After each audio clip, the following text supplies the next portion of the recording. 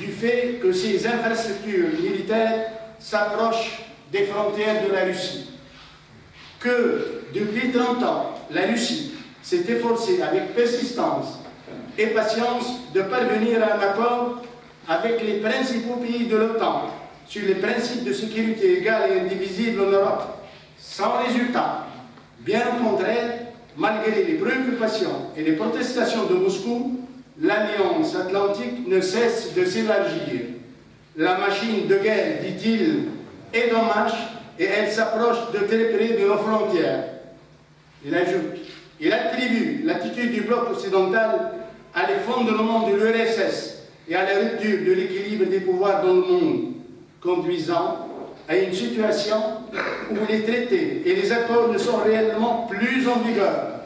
Tout ce qui ne contient pas, tout ce qui ne convient pas aux détenteurs de l'hégémonie est qualifié d'archaïque, d'obsolète et inutile. Et inversement, tout ce qui leur semble avantageux est présenté comme la vérité ultime, est imposé à tout prix, de manière insolente, par tous les moyens.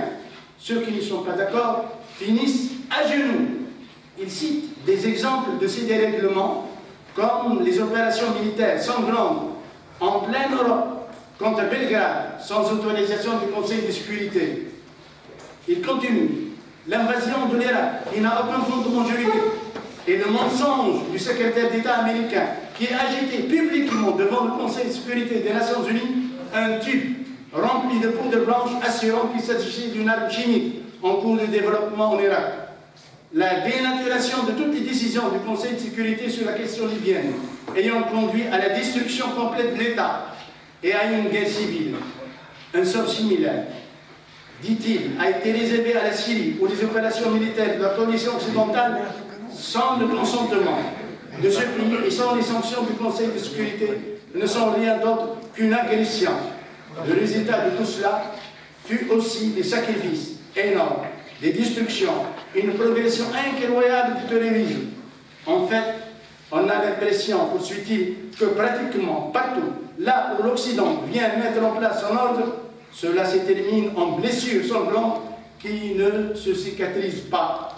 S'ajoutent à cela les promesses faites à la Russie de ne pas étendre l'OTAN d'un pouce vers l'Est.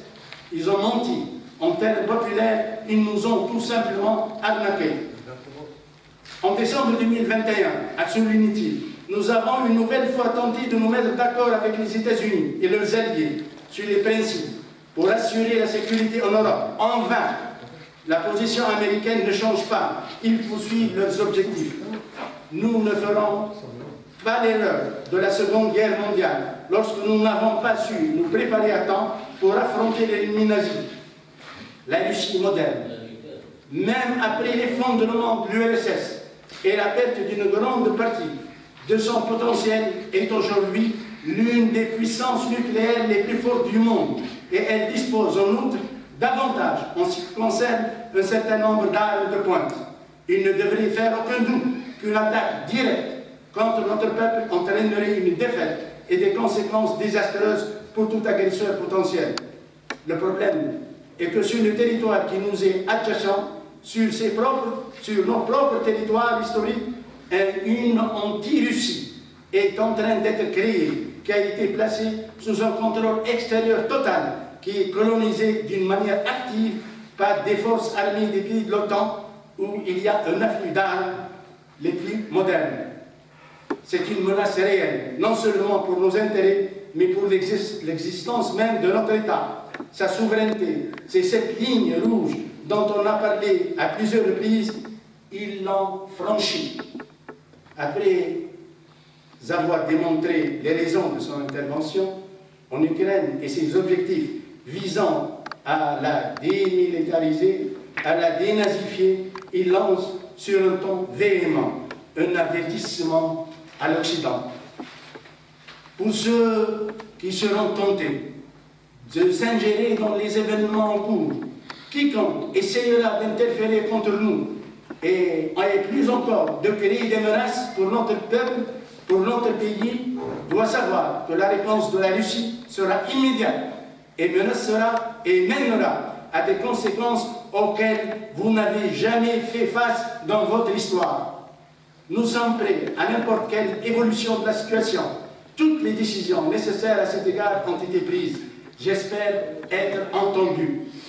Du côté occidental, Poutine est rendu responsable de la guerre en Ukraine. L'Europe semble unie dans sa réaction contre l'invasion russe de l'Ukraine.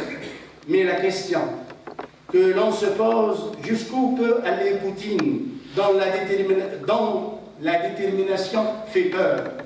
Atteindra-t-il les objectifs qu'il avait annoncés concernant l'Ukraine? Quelle Europe sortira de cette crise? Quel rapport de force? Quel nouveau monde va-t-il surgir? Quelles conséquences au plan économique concernant notre région et notre pays? Ce sont des questions qui vont, je le pense, être développées par notre conférencier et certainement au cours des débats. Je vous remercie.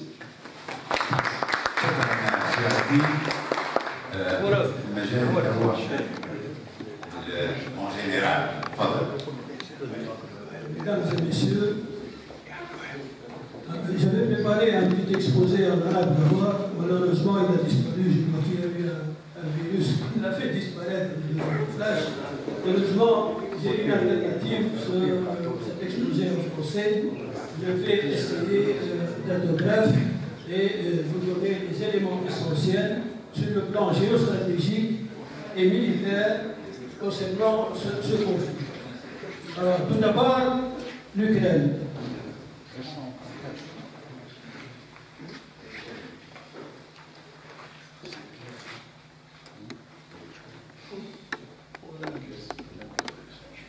Alors, l'Ukraine est un pays